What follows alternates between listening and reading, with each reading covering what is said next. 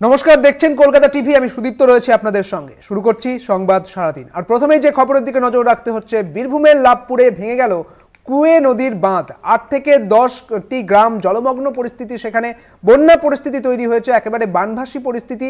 বীরভূমের লাভপুরের এলাকা পরিদর্শনে গিয়েছিলেন লাভপুরের ভিডিও বন্যা পরিস্থিতি দেখতে গিয়েছিলেন কাজল শেখও। আপনাদের জানিয়ে রাখি, বীরভূমের লাভপুরে এই বন্যা পরিস্থিতি দেখতে পাচ্ছেন। কুয়ে নদীর বাঁধ ভেঙে গিয়েছে এবং তার জেরেই জলমগ্ন হয়ে গিয়েছে 8 থেকে 10টি গ্রাম। সরাসরি ঘটনাস্থল থেকে রয়েছেন আমাদের প্রতিনিধি মনা বীরবংশী। মনা, এই মুহূর্তে যে খবর উঠে আসছে, যে বন্যা পরিস্থিতি, একেবারে বানভাসী পরিস্থিতি লাভপুরে, সেই ছবি উঠে আসছে। পাশাপাশি কুয়ে নদীর বাঁধ ভেঙে যাওয়ায় প্লাবিত হওয়ার আশঙ্কা 8 থেকে 10টি গ্রাম। এখন সেখানকার পরিস্থিতি ঠিক কি রয়েছে, যারা স্থানীয় মানুষ রয়েছে তাদের জন্য কি ব্যবস্থা করেছে প্রশাসন? দেখো সুদীপ্ত, একেবারেই তাই। প্লাবিত হওয়ার আশঙ্কা নয়, প্লাবন অবস্থা, প্লাবন চিত্র। মূলত লাভপুর ব্লকের ঠিবা কুরুডাহার এই দুটি অঞ্চলের বিস্তীর্ণ গ্রামের পর গ্রাম জল ঢুকেছে।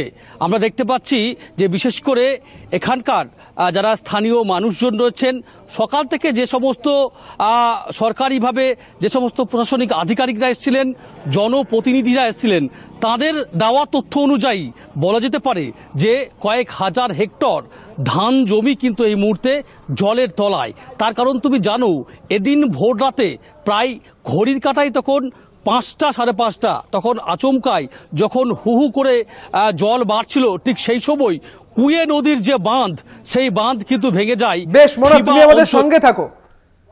আর এই মুহূর্তে লাভপুরের যে পরিস্থিতি, সেই ছবিটা আপনাদের দেখাচ্ছি, যেখানে কুয়ে নদীর বাঁধ ভেঙে গিয়েছে এবং বাঁধ ভেঙে যাওয়ার কারণে এই জলস্ফীতি এবং 7 থেকে 8খানা গ্রাম যেখানে জলমগ্ন হয়ে পড়েছে এবং পরিস্থিতি একেবারে বানভাসী, তা বোঝাই যাচ্ছে।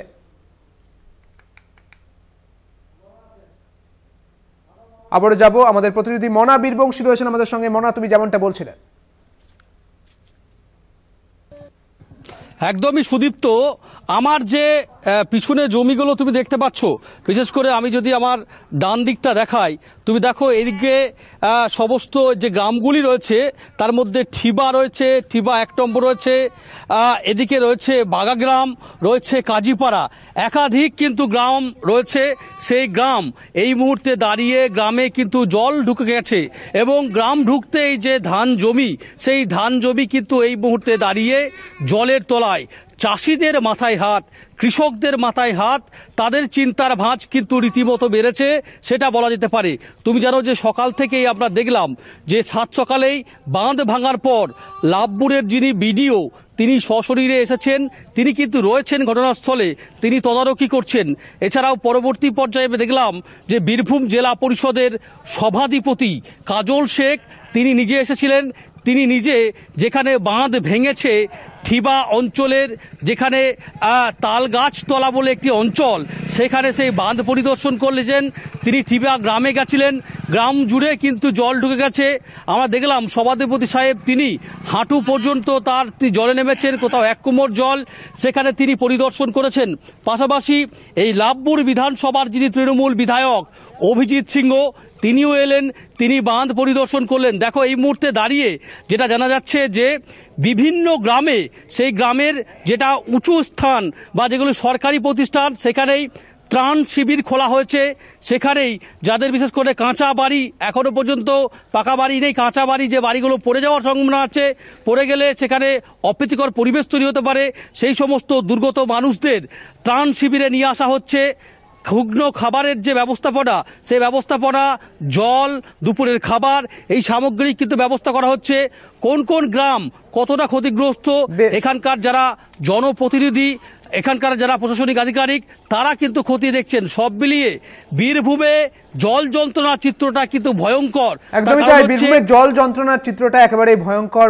বানভাসী পরিস্থিতি। লাভপুরের 7-8খানা যে গ্রাম রয়েছে, এই গ্রামগুলি একেবারে জলমগ্ন হয়ে গিয়েছে এবং প্রশাসন এই মুহূর্তে কি ব্যবস্থা করে আর কি ব্যবস্থা করেন, সেদিকে আমাদের নজর থাকবে। অনেক ধন্যবাদ মনা তোমাকে।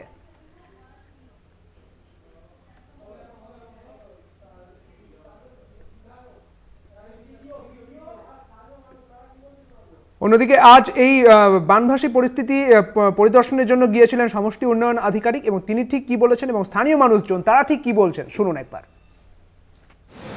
প্রকৃতির কাছে আমরা তো সকলেই ছোট, তো যে গ্রামগুলো আছে 4-5টা গ্রাম আছে যেগুলো বাড়িগুলো নিচু আছে, সেগুলো আমরা নিকটবর্তী প্রাইমারি স্কুল বা উঁচু যে বাড়িগুলো আছে সেখানে সাধারণ মানুষকে শিফট করে নিয়ে যাচ্ছি এবং তাদের খাওয়া দাওয়ার ব্যবস্থা এবং বাকি যে ত্রাণের ব্যবস্থা সেটা আমরা ব্লক প্রশাসনের তরফ থেকে করছি এবং বিষয়টির উপরে আমরা কড়া নজর রাখছি। বাঁধ তো রক্ষা করা গেল না, যে ডিভিশন থেকে 5000 কিউসেক জল ছেড়েছিল আপনার, তার জন্য আরও বাঁধ ভেঙে গেছে। এখানে কয়েক হাজার হেক্টর জমি জলের তলায়, কৃষকদের মাথায় হাত।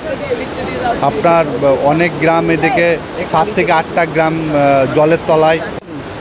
এখানে এখন ঠিবা গ্রামের লোক প্রচুর আতঙ্কিত, হ্যাঁ, যে এই বড়সড় একটা বাঁধ ভাঙন ধরেছে, তাই এই জলের গ্রামে ঢুকে গিয়েছে, হ্যাঁ, পুকুর বাড়ি সব মাঠ প্রচণ্ড ক্ষতিগ্রস্ত।